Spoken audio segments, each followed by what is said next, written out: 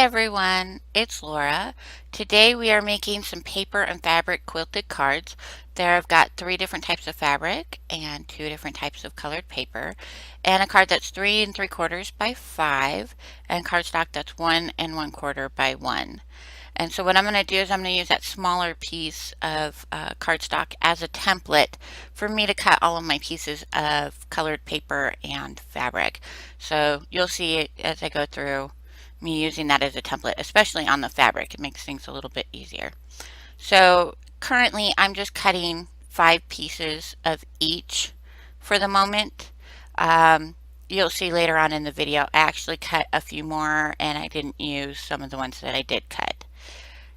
So here I used a piece of adhesive to temporarily stick the white template onto the back of the fabric to hold it in place while I cut it.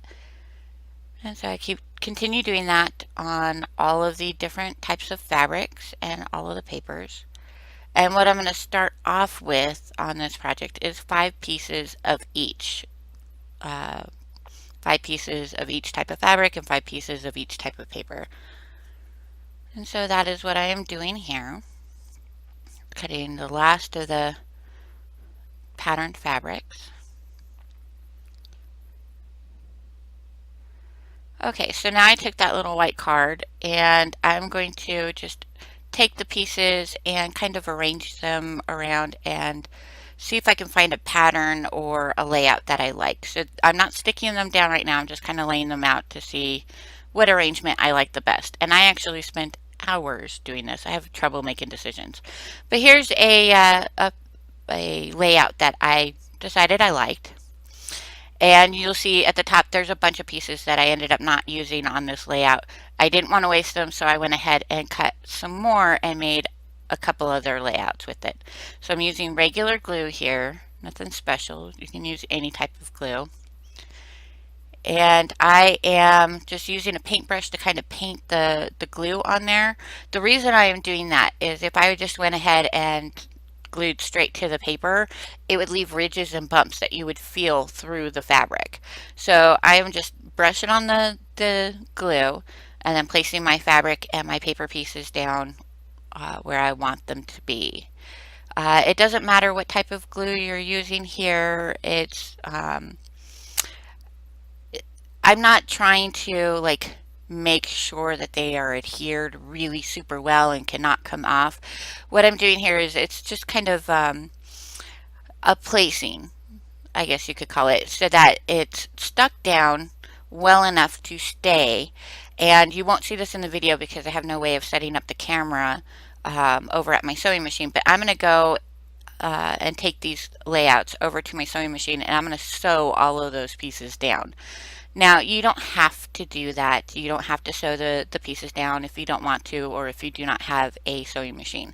I just think it kind of gives it a little more of a authentic feel and it helps to hold those pieces onto the paper. So if you do not plan on sewing your paper, that's fine. I would make sure that you adhere these really, really well. So this video, I shot it with a whole lot of starts and stops and starts and stops. So there's a bunch of parts that you'll see in this video where I'm kind of jumping or transitioning to another section like I just did here. So here's what I made. So I have the red and green one, and then I have this one right here. And you can see that I sewed down all of the pieces, and then this one. So I wanted to use up all of those extra pieces left over, so I made some more. I'm using an embossing folder here, and I end up using another one, that one right there. And I'm just going to run those through the embossing machine, and it gives them this like textured look, almost like a real quilt would have. And so I just thought that was a nice little element to it to give it more of that quilted authentic feel. So I'm going to spend the next few minutes just trying to make a decision on what color background I want. And you'll see I switched through. I actually edited it quite a bit. I had a lot of trouble trying to decide this sort of stuff. And so while I'm doing that, I will let you know about the video. So I had to start and stop and start and stop a lot while I was making this video. And so trying to edit those pieces together, I'm not very good at editing, so I'm sorry that it seems pretty shifty and jumpy. So I apologize for that. Also, it ended up being really long once I tried putting all of those pieces together. And so I did speed this up to 3 times. I sped it up 3 times just so that it wouldn't be a really long video. So here I went ahead and grabbed a die, and I wanted to see, how my sentiment might look on this type of layout. And I kind of liked it, but I kind of didn't. Now I got to try to decide what the background should be for the other one, because I think I was looking at the first one too much, and I was having too many, it was taking too long to make decisions. So I jumped to the other one to try to make a decision for that one. And you'll see I jump around the same way with this one. For some reason, that's the longest part for me when it comes to crafting, is actually making a decision and the commitment to glue it down and just go for it. For some reason, I struggle with that. So again, I'm playing around with the backgrounds to see which one I want. Finally decide on the light blue for that yellow and blue card. And then I bring the sentiment over to see how that looks. And I didn't like the way they looked on either card. So I decided to use the light blue background and the red background to cut another set of the sentiment. And so I'm playing with that. You'll see here, I really like how the happy birthday pops with the white over the colored back. So I think that's pretty much what I go with. I like the shadowed effect. It just kind of makes it pop. So yeah, you see me just kind of playing around here and testing it out to see what I like and what I don't like. So I go ahead and I cut another one of the white ones.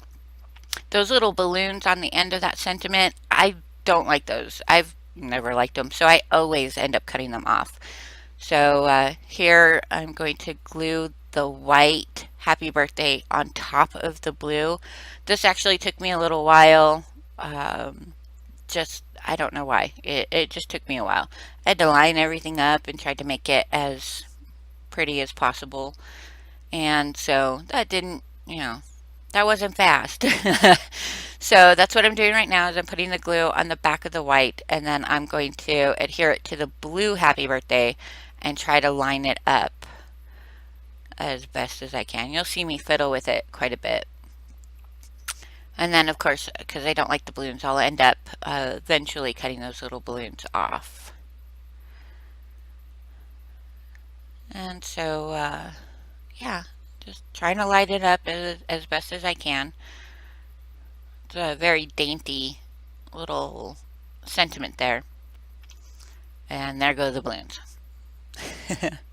So I'm going to set that one aside to dry, and I'm going to do exactly the same thing on the red one. But this one, for some reason, goes a bit faster. I don't know. Interesting, if you ask me. So, just gluing away. Oops, forgot a part. There we go. I'm going to glue that down. The die that I used, I got that from AliExpress. If I can find the link to the store, I will have it in the description below. And for the embossing folders, I will list them off in the description below as well, in case you're curious. So there's that. I'm going to set that aside to dry.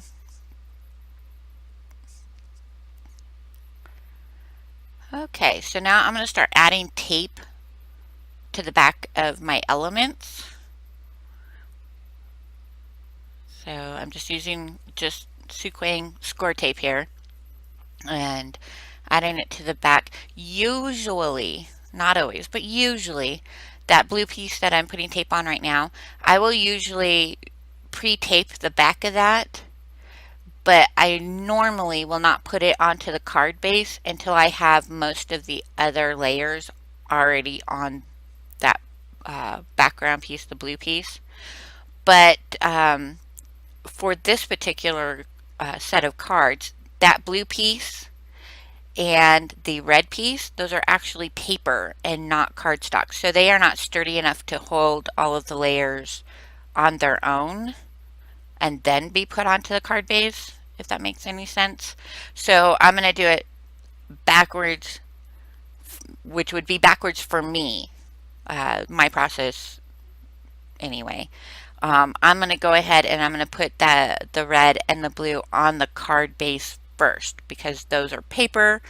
They're not sturdy enough to hold all the layers on their own. So that's why I'm going about this. Normally I do it the opposite way. I pre-tape it and then I put all of the elements on it and then I'll put it on the card base. So I'm sure that was super annoying, me explaining that 3 different ways, 3 different times. Probably like, yeah, Laura, I got it. Thanks. Sorry about that. So now I'm going to take one of the card bases and I'm going to take that blue piece and I'm going to go ahead and adhere it.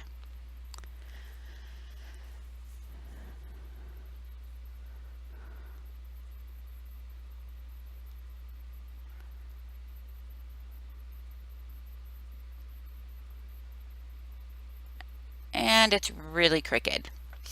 And I can't stand little things like that, so it'll bug me. So of course I gotta cut it off and do it all over again, just because that's me. For me, I'm just picky that way, I guess I would say.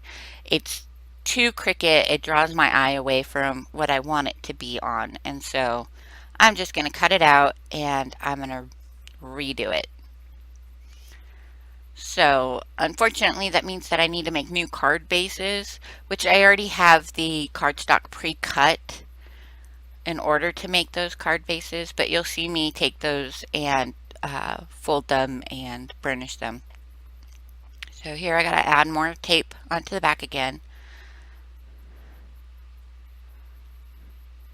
And then here comes the card bases. See, it's pre-cut, I just need to fold and burnish it. Now I've found for some cards it's better to fold it, burnish it, and flip it inside out. It seems like that crease is a little smoother when you do that. So that's what I've done here. I'm going to go ahead and take that blue piece and put that down on the card base. Hopefully this time a little bit straighter.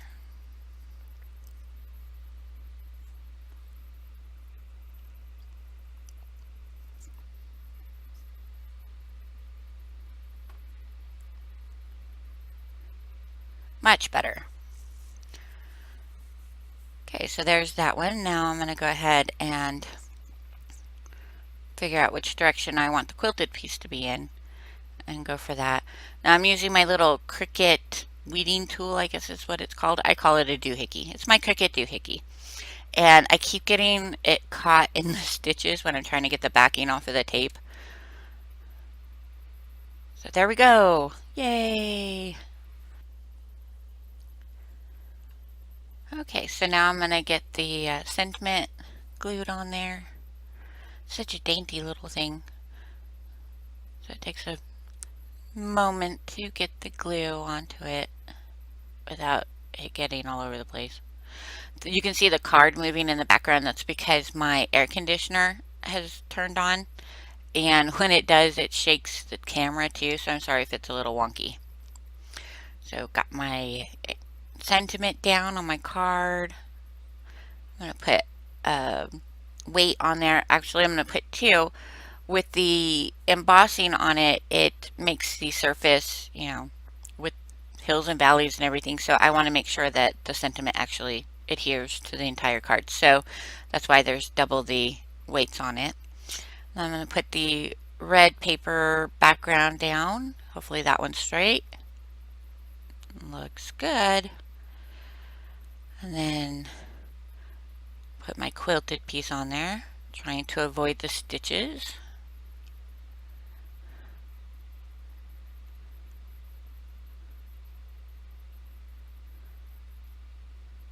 There we go. Get that lined up on there.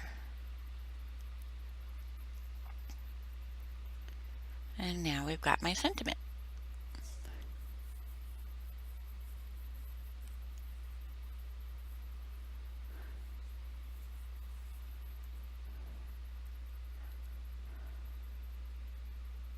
So of course, it takes a few minutes to glue all those little itty bitty little lines on there. There we go, got that down. Put the weights back on that one. So here's the first card. And then here's the other card. So let me know what you guys think. Do you guys like these? Leave me a comment below or come check out the Facebook group, Facebook page. Let me know what you think. Don't forget to hit subscribe. Thank you guys for watching, and we'll see you in the next video. Thanks. Bye.